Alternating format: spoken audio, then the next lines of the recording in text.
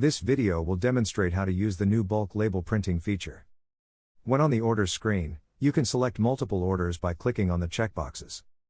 On the top right of the screen, click on the Actions menu and select Create Shipping Label.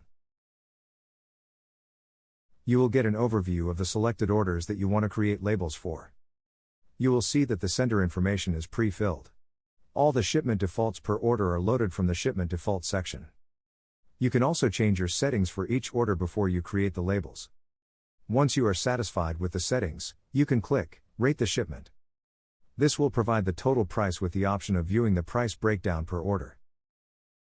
When satisfied with the pricing, you can click on the Create Shipping button. This will create the different labels for each order. You can download them individually, as single PDF files, or whichever format is configured on your settings. You can also download multiple files at once. Clicking the Download All Shipping Labels button will download a zip file, which you then need to open and extract to get the different shipping labels. And that is the new bulk printing feature.